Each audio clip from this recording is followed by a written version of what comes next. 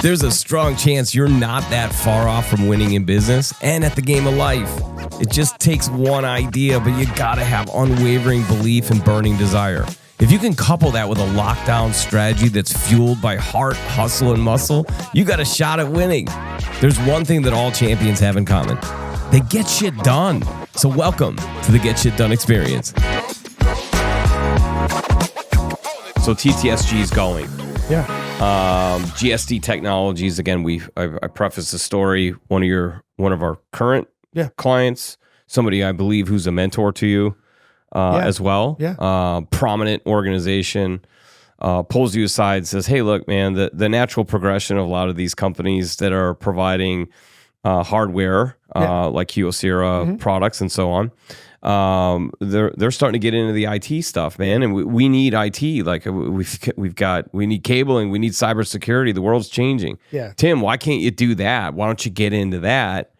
And this person was instrumental enough in your life, and you trust them enough. You said, you know what, damn it, I should probably do that. Okay, so GSD Technology starts 2014, 2000. It was TTSG IT. Yeah, right. So we were just supplying easy solutions to customers from their IT. To their internal IT department, 2014. To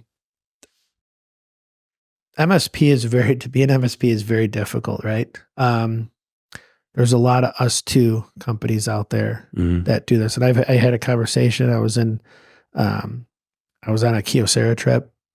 We were on a boat. We were going down the Danube River. I saw the picture of that. It was a huge boat. Yeah. And we're going down there for a celebratory, premier dealer.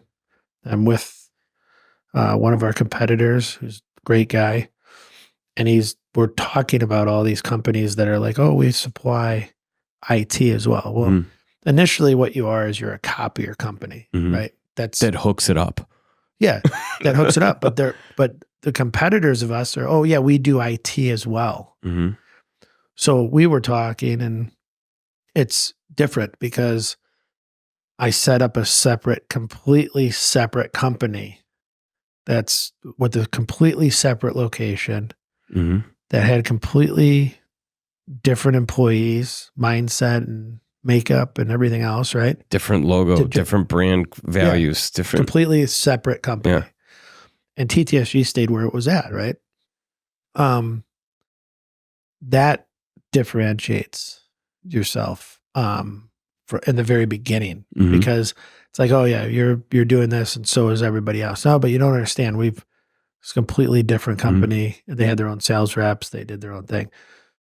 And now, today, where we're at is we're all moving into the same building. We can lead with GSD, right?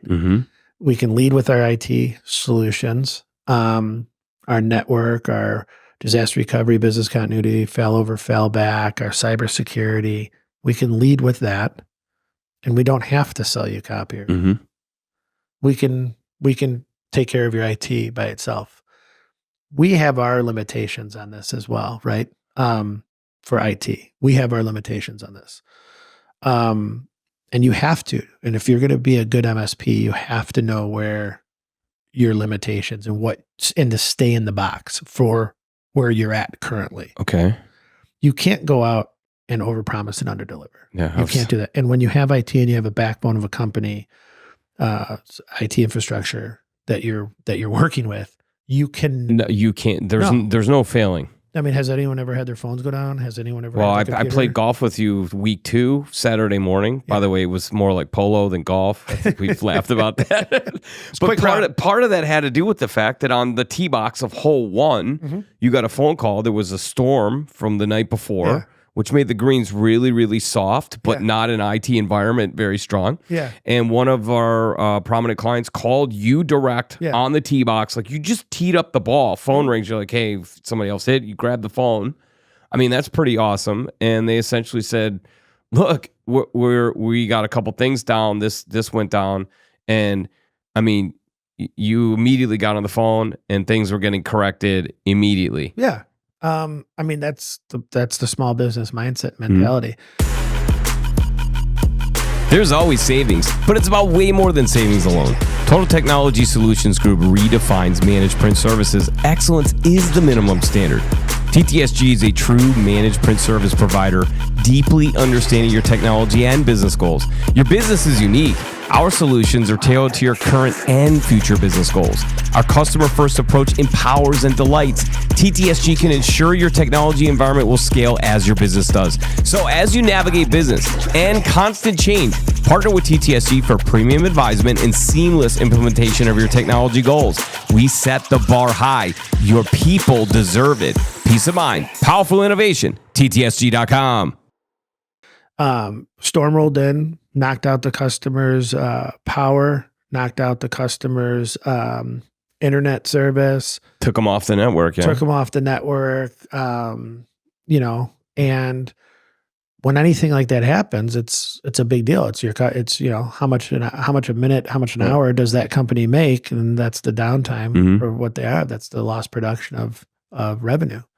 So you have to know your place in MSP, and when you're doing, managed IT, there's a lot of companies out there that are doing $100, $200, $300, $400 contracts and stuff. I mean, our contracts don't start until $2,500, $3,000. That include if you're serious about what you have and you're paying a price per seat, and you're serious about protecting your company with all the cyber threats and everything else that we have today, you're going to be serious about your MSP. I think the other thing that I've learned that is interesting is when you look at labor cost, and you also look at asset protection of the total brand and IP and intellectual property. Yep. In many cases, small to mid-sized business owners are looking at their working capital and their cost of doing business, and they're making a decision whether or not they should invest into getting a director of IT or a IT manager or CTO, whatever it might be. And that is, in many cases, a really, really good decision. But in some cases, they would be better off having a fractional CTO, which in essence is kind of what GSD is going to operate as. Yeah. Potentially for a third of the cost, maybe half the cost of what they would be paying that manager, or that director, or that CIO or CTO, but with 15 people supporting that organization. Yeah, when you look at that, that's a good point. When you look at and you take a look at that, not one person fits all the boxes, right? So you can't, in IT, it's a lot like marketing. Marketing, you can't, as far as job roles and responsibilities, right? Not as an overall industry, but job roles and responsibilities, you're a specialist, especially in this thing, right? This is where you're a specialist in this department of IT. When you start to look at building an IT force and an internal IT company, you've got level 1, level 2, you've got level 3, and then all the way up to engineer. You've got help desk, you've got networking, you've got network engineer, you've got, infrastructure engineer. There's a lot going on. So customers come with, clients of ours, don't want to do that. Their bread and butter is doing something else. Yeah. And they outsource that. This is our space. Outsource it to the professionals. Do it from there. And I mean, there's a long way for us to go too. I mean, we're a very, very small MSP, right? But there's another part to that though, Tim, too, for directors and managers and CIOs. All the things you just listed off all fall under one person at an organization to handle all of those things efficiently, effectively. We talk to a lot of these folks who can't go on vacation, or they go on vacation, they're called several times. It's interrupted. Yeah. If they needed to take a leave of absence, they're leaving the company holding the bag. Yeah. So the pressure that is on some of these directors and CIOs is burning them out to where the turnover in that role is almost worse than a CMO. CMO's life expectancy at an organization is like 2.5 years. Yeah. I mean, they're turning them over very fast. So having an MSP along with a director of IT, which typically is a director of one in the department, just freed up that director of IT to be more of a strategist, and to be proactive, while other people are handling the manipulation of the engine. Yeah, no, that's a good point. I mean, what you're looking at in this landscape today, right now, is, and for the last 5 to 7 years, is really MSPs are really evolving, right? They're offering a lot more services. Where a company would have a help desk person and then a director of IT, that director of IT would get 2 or 3 projects done a year because they got to do a server refresh. Yeah. They got to do an O365 migration, and then they've got to do a phones. They're going to replace the phones. We've got 3. And then they tell the CFO, we've got 3 projects this year. Here's our budget and blah, blah, blah. And then when all hell breaks loose and the year goes on and they're behind on schedule to the projects and they're doing it themselves, and now they've got a level 1 help desk person that's stacked up and not returning phone calls to their internal employees to get stuff fixed, they find themselves in this eye of the storm. Yeah, it's the eye of the storm. It's the whole entire tornado that's going to just wipe them out, And then they're held accountable to that. Because it's all under their name. Well, because that's what they budgeted, that they're in charge of everything. Right? So when they budget for it and when they speak up and they tell leadership that this is what we're going to do, and then all of a sudden it's like, then what does leadership think? Our IT guy sucks. You failed. You failed. Yeah. Our IT guy sucks. And then they start looking for things. We want to get there before. But that happens. We would love. So we're not replacing the director. We're actually protecting. Yeah. So what our awesome, like what we do really well is we complement the IT director, the CIO, IT director, help desk, and we probably make the CFO pretty happy too. Yeah, and the CFO becomes very, very happy with their services, and then with the cost of what they're spending, and also service. It's not cheap either. There's a whole laundry list of things that you don't want to do as a managed service provider. That I still think a ton of companies are making the mistake of doing, and I've learned from the best, right? I've learned and had conversations with people that are building data centers. And I mean, my one buddy's got an entire like 50,000 square foot building that's like Fort Knox, right? And he's got all of the smartest people in the company that are sitting and running this data center, and they're running the ops center, and it's like NASDAQ, right? The whole thing with all the screens. He's got some of the largest screens in Illinois. In the building. Yeah. Those are the types of companies that are doing it right. They're doing it right because they don't have to go get customers. They want to work with the customers that want to work with them. So it's like when we're trying to push our solution on a customer, we're like, go back up. No. It's like, you just became salesy. Yeah. And then when it happens and you get, and they don't want to be put in that box, the customer's got to be put in a box, right? They've got to understand that there's limitations to what they're trying to do and to stay in this cost effective. And once they get out of this box, it's going to go to an entirely new cost. Yeah, exactly. So you might want it at this price, but you're asking, you can't ask for a Mercedes at a Ford price. Yeah. And you can't get the service and the reliability of something like that as well. But companies are doing it wrong.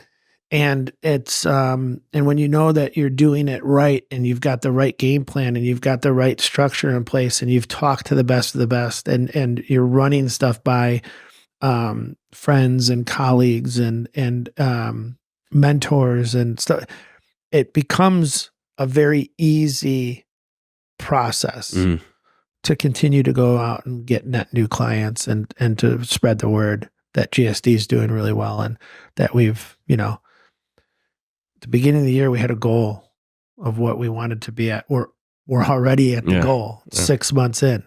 There's 6 more months of, we're 7 months in. There's 5 more months left of the year.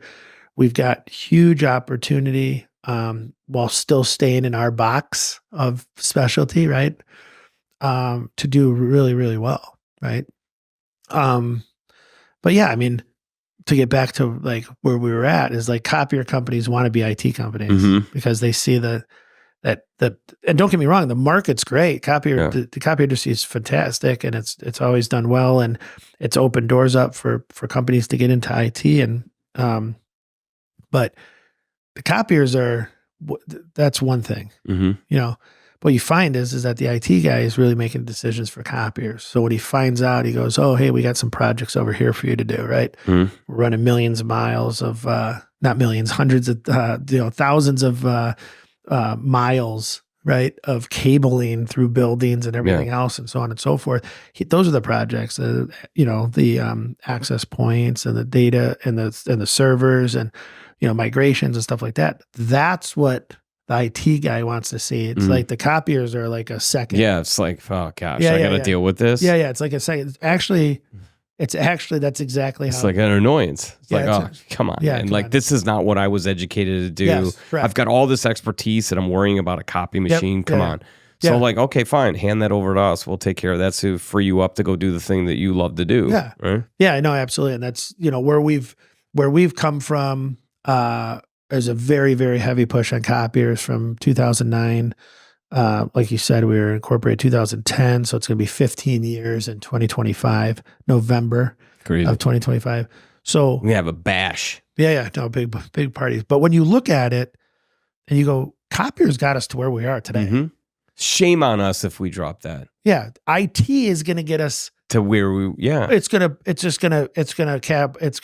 completely it's going to be a times 10 of where we're going to where we started. We were a $15 million company before COVID, right?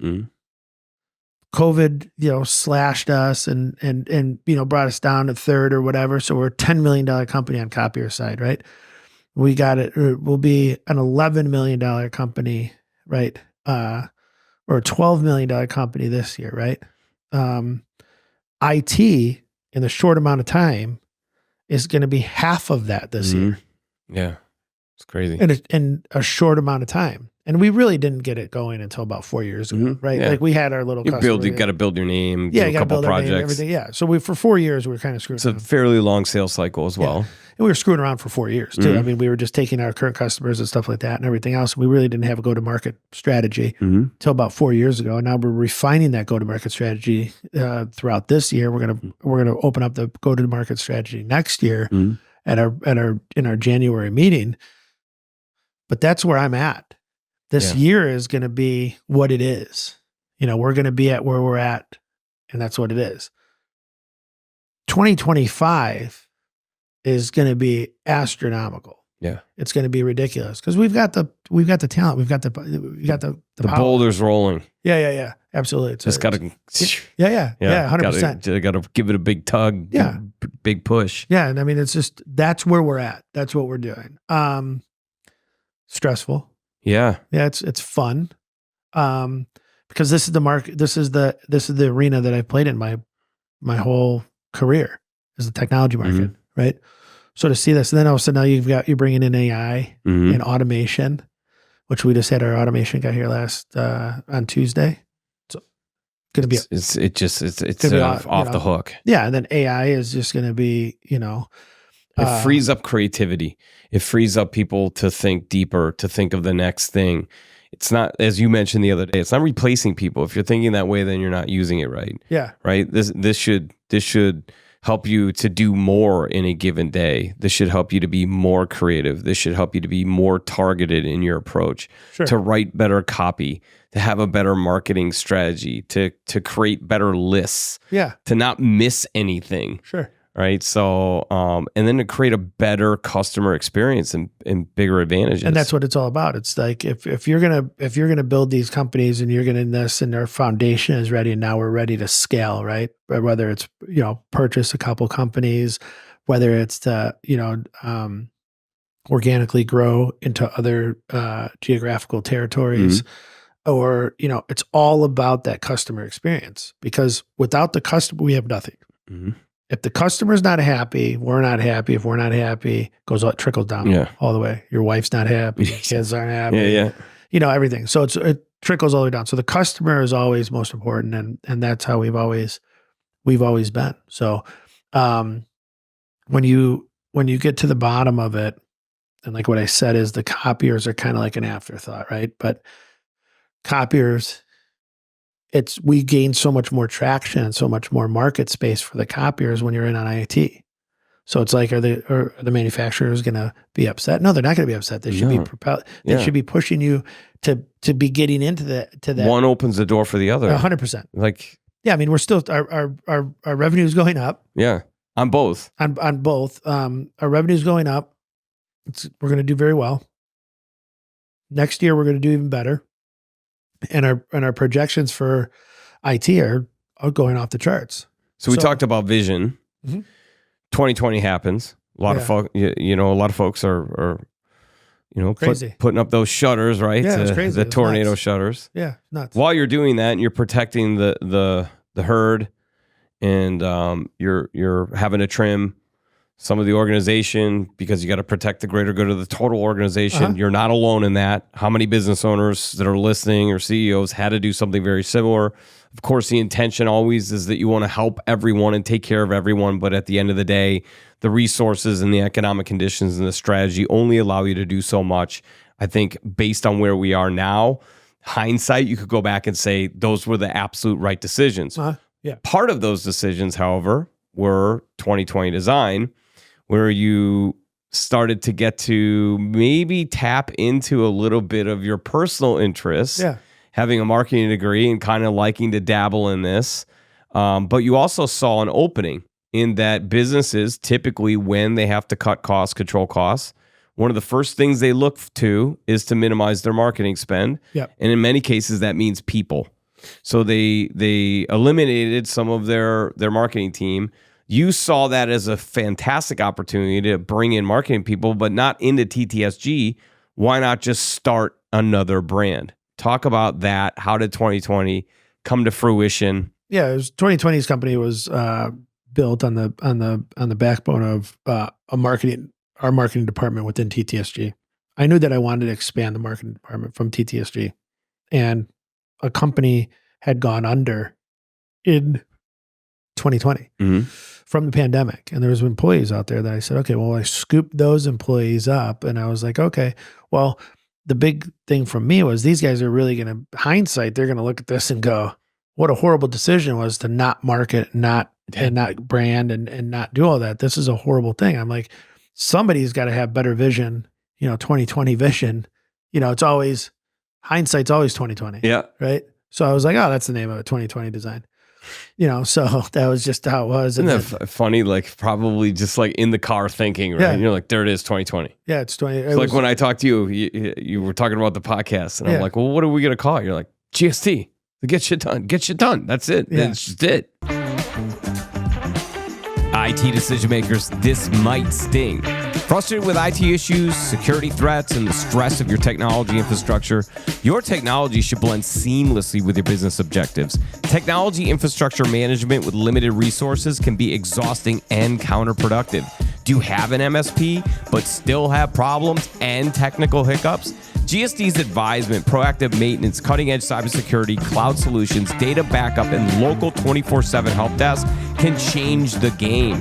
Your technology should outpace your business operations to allow for growth, and proactive strategies should prevent issues before they arise. Get back your time and your money with GSD. Drive business forward. Leave the technology to GSD. GSDnow.com. It came up at a conference room, and it was like, hey, this is great. I got 4 employees from a company, and I had our 3. So we had a little team of 7. And really, all the services that we offer for marketing are exactly what the customers need, and to get themselves into marketing.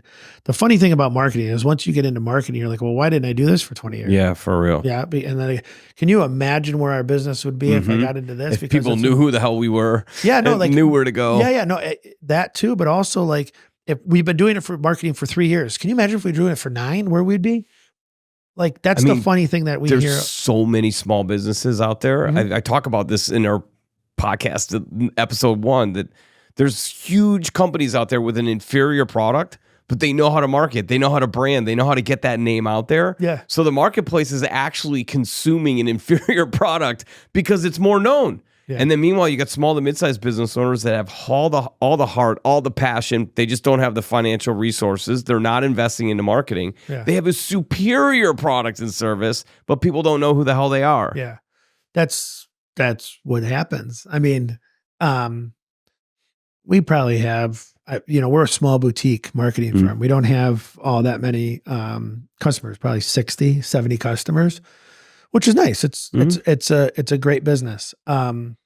It's fun. because you're helping somebody else out with their Tell their dream. story. Yeah, like tomorrow I've got a great appointment. It's like with a landscaping company, or like it's a huge landscaping company, and it's like the owner called me and was like, "I need your help," and all of a sudden you're like, "Oh, okay," but then you're like, "Wow, this business has been around for 40 years." Yeah. 40 years. And their marketing has been a logo on the side of a truck in many cases. And multiple colors, all different font. Yeah. Nobody knows what it's. So it's just all the branding and everything. Yeah. It's just, there's so much to talk about on the marketing side. I'm sure it probably could be another exciting. Yeah. It could be another episode. There you go. Yeah. And the people at 2020 are phenomenal, right? And they're experts. They've been doing it for, one of them has been doing it for 25 years, right? So, and then you can get into PPC, and you can get into Google, and then you can get into videography and photography, and then small shoots. So there's like a commercials. Front end, but there's an engine in marketing that is so intriguing when you start to dive into like how Google Analytics works, and how pay-per-click works. Yeah, it's like off the hook. And for a small to mid-sized business owner that doesn't have the benefit of having a huge sales force. In many cases are the sales force. Yeah. To have a funnel of leads coming in that have awareness and already have an idea, that are kind of inbound landing in your lap. So now all you have to do is kind of advise and consult into an agreement. It changes the game for companies pretty quick. That's a great point. We've had a customer we have a customer that we started with in 2020. With 5 locations. Yeah. Up to 17 or 20 locations now. It's crazy. But he tells us, he's like, this was because of you guys. I had the vision for the company, but I just didn't have the vision for the marketing side. I didn't have the vision for the marketing side. My team had the vision for the marketing side. So they took it apart. They did the entire analysis. They get it down. They give you a la carte type of menu. Everyone thinks marketing's so expensive. It can be. You can get into a cost-effective marketing plan to start with to move the needle. See the return. And then move from there. Scale it up or back. Yeah, whatever you need to do. And it's a completely customizable program with 2020. We're here for you, right? So when you really look at it, that company is going to do phenomenal. I mean, we've got a trio. Yeah. It's all right there. It's perfect. It's great.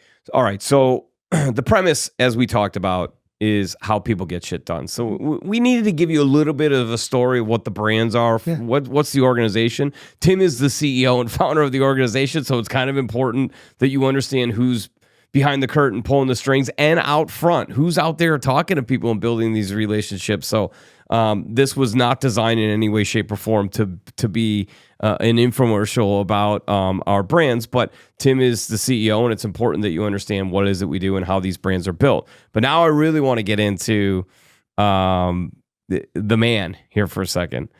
So I'm always curious to learn. And you said this, and by the way, if you don't think I'm listening, you're going to learn how much I'm listening over the course of our time, because you will see it in my content creation. You're going to say something and I will turn it into a post and you won't even realize that I was listening, but I take stuff in. Yeah. You said one time you are a creature of habit. Yeah, 100%. You literally wake up at this time, you're at the bank this.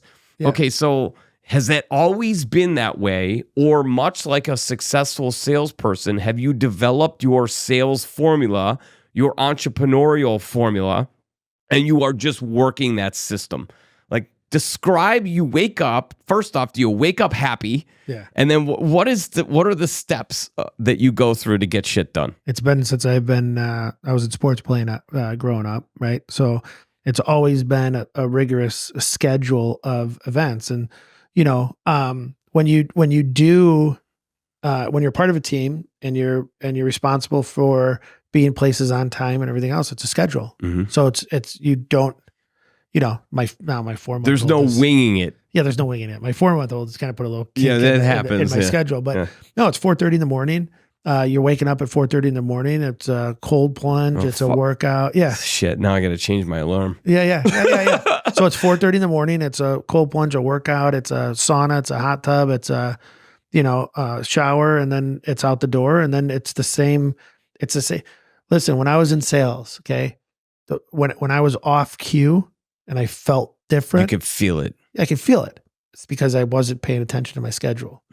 So for life, it's been like that. If I get off mentally, if you get off. If I get off mentally, I just go back and I go, now I'm old enough to know that it's like, hey, dude, you got to get on the system. You got to get your shit together. You got to get back to the, it's like when I travel, it's like, I did a lot of traveling for national accounts, right? And I went out and for TTSG, but it's like when I would travel, I'd come back and I'd be like, oh my God, I feel like I'm discombobulated. I don't know what's going on in the business. I feel out of control. It's blah, blah. It's just because you're not following the schedule. So it's a schedule. So like when I told you that somebody wanted to, to off me, as they say in Chicago, right? To unalive you. Yeah. So if somebody wanted to, it would be very easy. It's I get up at this time. I get in the car between a 5-minute time frame. Tim, please don't give details. We love you. No. I mean, I go to the same place for a cup of tea in the morning, and I get the car washed. Yeah. And then I go in, and it's those little car wash places where they give you the pass. Yeah. Like $20 a month. Yeah, right through. And it's it's right down the street. And I'm at the office. So it's the same thing every morning. It's the AG. What does that do for you? And would that be a strong recommendation that you would make? 100%. 100%. You can't do anything without a schedule. It's the only thing that hasn't changed over the, ever for sales is you find a schedule that works. Why would you ever change it? Ever. Once you have your schedule in place, and once you have your everything that's set, there's only a little pieces that you adapt. Like when like business media came out, like LinkedIn, right? Yeah. Dabble that in. Like I can go back to when I first started my career, and I knew how many phone calls I was doing, how many appointments I was doing. The tick marks, count them off by 5s. Yeah, but even in the schedule of the boxes, Monday through Friday, you knew of where I was at. I was doing phones for this amount of time. I had 3 appointments here. So you have it that aggressively blocked off. Yeah, 100%. And now it's ingrained in my head. Now I know. Yeah, it's almost, it's just muscle memory. Yeah, it's you muscle just wake memory up and do it. Yeah, you have to do it. No, I mean, there's other things that you have to do. There's you've got your own calendar to do. You've got your own journal that you're doing. You've got your own, there's more to it now than just what it was 25 years ago for me. Tim, I got to tell you that in my career, I've been in a ton of sales departments. Yeah. I've been out in the field. I've been in the office. I've been in and out inside sales. I've led teams, But now I get calls from salespeople in my role. People want to sell stuff. Sure. It's bad. Yeah. It's bad. People are reading me decks. They're reading the deck to me. Yeah. They don't ask any questions. It's pure. We used to make fun of the professional presenters in our office. Like, you're not a closer. Oh, you're a professional presenter. Yeah. Like, what are you you're waiting for them to be like, oh, ta-da? Okay, great. Now I'll say yes. I didn't know you were going to have the ta-da moment.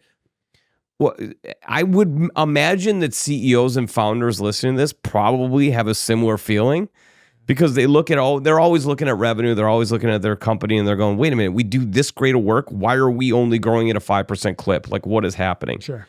And I got to tell you that I'm getting a lot of these calls. I see it.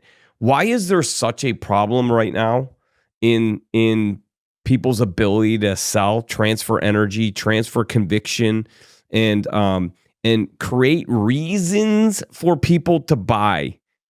I don't. It's a great question. I mean, it's true. Am I wrong? No, that's a great question. I just think it's the lack of being a consultant. See, if first of all, if you're trying to sell somebody something, right? Do you want to sell somebody that's waiting for you to sell them? Or do you want to bring a product to them, rave about it, and walk away, leaving them with more? Like, wow, that was great. That's a service, a product or a service-based, or service-based organization on all three companies. And then walk away, and then it intrigued them, right? Mm-hmm. there's just too much. It's too much LinkedIn. It's too many DMs. CRMs. It's too many CRMs and this and that. It's just, oh my God, yeah, the amount of shit you have to plug in to make sure a manager knows like every little like, are we over tracking things that is bogging down? Yeah. And meanwhile, you just said in life, don't wing it. Yeah. Why are salespeople winging it? Yeah. Because they're not educated. I just think that they're not educated. They're not salespeople that they're put into a position. There's a lot of positions that are open now that you were an entry level position, and all of a sudden you're getting hired in as a major account rep or a senior level engineer, or all the different terms, yeah, or whatever it is. Account manager, advisor. Yeah. But I mean, what executive, sales executive. So I mean, what really basically is that it takes 7 to 10 times to get a customer to listen to you, like a potential client, a prospect, to listen to you. When you say listen, that's different than taking your call or hearing the presentation. Yeah, they're hearing you. You're very specifically saying listen to you. Yeah, they're not. They're giving you their time, which is precious, and thank you very much for doing that to all of our sales reps, by the way, because it's working out really well. But my thing is that you look at you look at what salespeople are doing, and it's just like bombarding, like they're just throwing everything against the wall and seeing what sticks. And it's really not. It's like when you see when you see the B2B, it's like back to business to business. Yeah. It's, to me, every time I see it, I'm like, it's back to basics, right? Because if you really just took the same schedule that I had 25 years ago, and you sprinkle some of the new things, but you don't over inundate yourself with that, right? Yeah. You just you've got to start the year off, and you've got to get to where we're at in July right now, right? You've had 7 months of data. If you start off and saying, here's what I'm going to do, and sprinkle this in here, and I'm just going to do a little bit of this, we should know where you're at of what you're doing. If that's not working, we should probably stop. Maybe it's time to. Maybe it's not, it's not the thing for you to do, right? So, I mean, when you really, they're selling. Yeah. It's like, just create the relationship. You're out there. Act as if. Yeah. I mean, you're a consultant. Yeah. At the end of the day, really, what are we all doing? We're consulting somebody to make a decision that's benefiting us and them. And you've got to show the benefit, and they know that we're benefiting because it's our services that we're taking away from a competitor.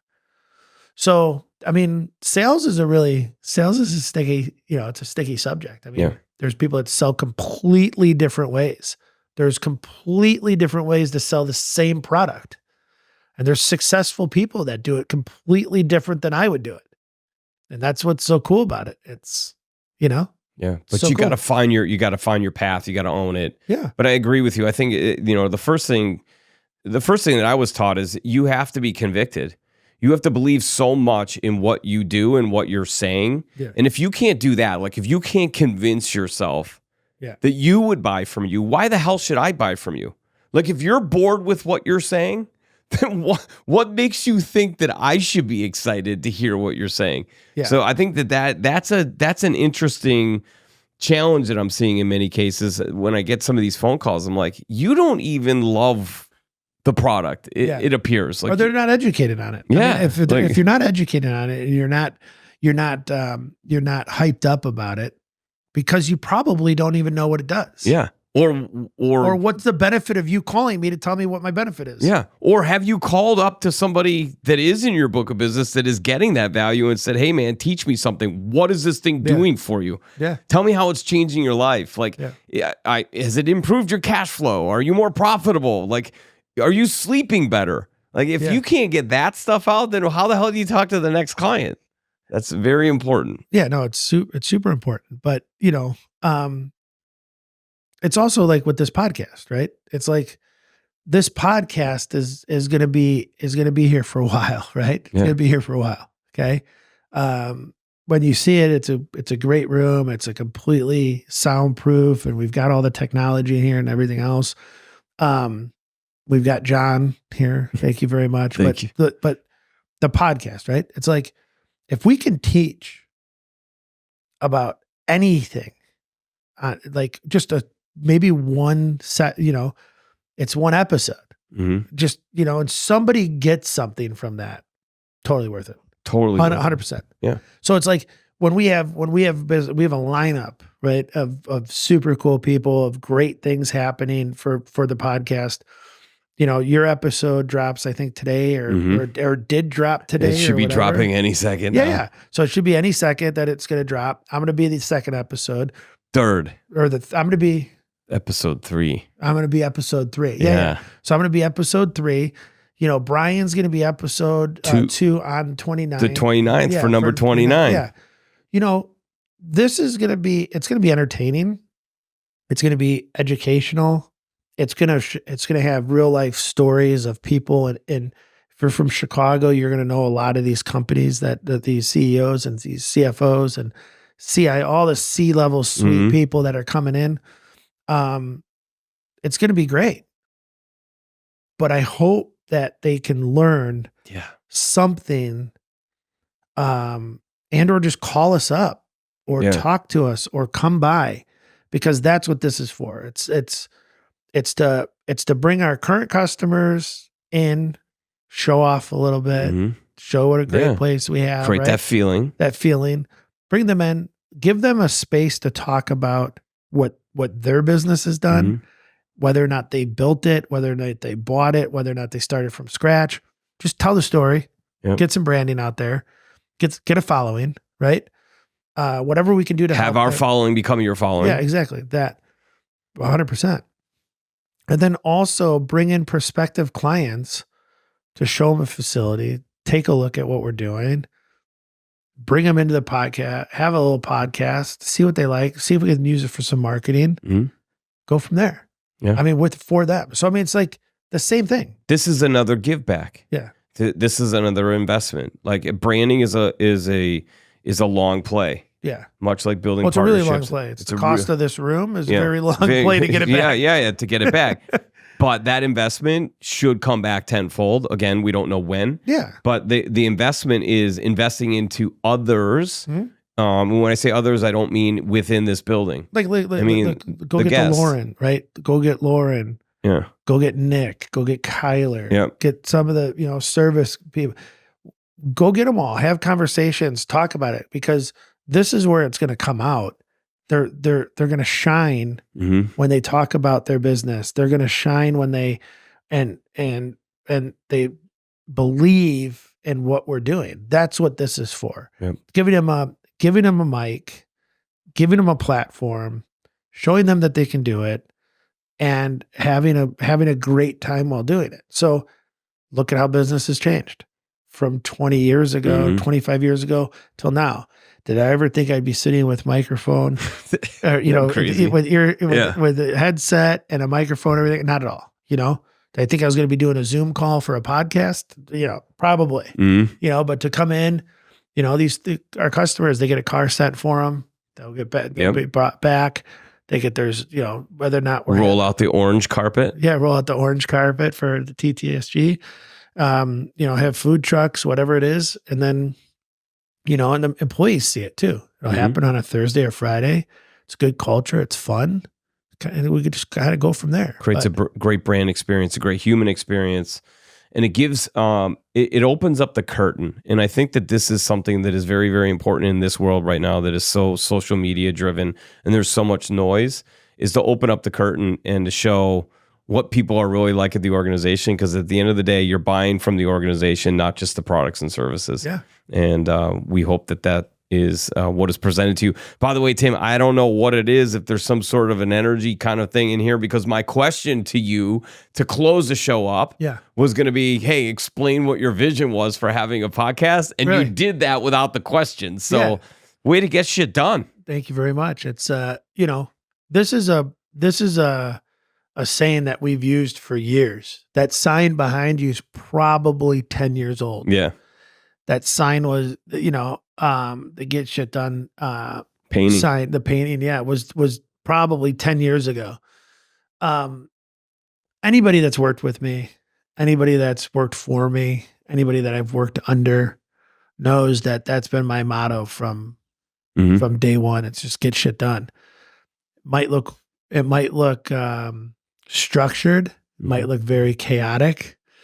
It might have a different feel and touch. There could be duct tape and bolts, but it's going to get done. But it's going to get done. And it's a belief that I've had. And I don't feel well as a person if I'm not getting shit done. So, which is a very important thing, which was very funny because earlier before this podcast, my buddy's retiring and he said, I don't know what I'm going to do. And I go, he goes, but you could never do this. And I'm like, no, I could retire. Not a chance. Not a chance. You'll have 12 businesses by then. So we always got to feel like we're getting shit done. And I'm super excited for the podcast. I'm really happy to have you on board. That was a big move for you. That was great. I really enjoy working with you. I think that we have a full supportive staff that's in the building that sees, when I said, we're going to build a podcast, here's one of Tim's. Another Tim idea. Here's another Tim idea, right? Yeah. So my thing is that now, after a long introduction to the podcast, the email that went through, all of the interviews that you've done with, and the podcasting that you've done with all of the employees. What a great feeling that was. Give them a sample of what it feels like. Unbelievable. We've had people in the room that didn't even know that we were doing a podcast. Come on in. Yeah. Let's sit down. Let's get, let's put the headsets on. Let's just have a conversation here. It's so normal. If you haven't done it, you've got to do it, right? Because it looks like it's awkward. It looks like you have got to be talking to this mic and we're moving it around and everything else, or you've got to have the headset on. But it's so normal. It's just having a conversation, and wherever that conversation leads is where it's going to go. So we're going to get shit done. We're going to continue to keep doing it. And if you want to be on the train, and you want to be getting shit done with us, call us up. Send us an email. Let's go. Get on. I'll have a link for you to click. You can fill it out, and I'll be ready for you. Awesome. That's super Tim, cool. I want to remind you, sir, you got shit done. Thank you very much. Have a great day.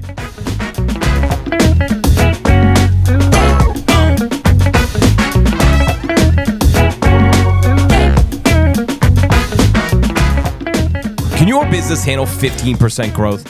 If yes, you have to engage with 2020 Design. They fuse data and creativity to stop the scroll, break through the noise, and grab the attention of your future customers. 2020 Design will create competitive, click-worthy campaigns, design and build custom websites, spark your social media presence, and structure email campaigns that get right to your audience, the decision maker.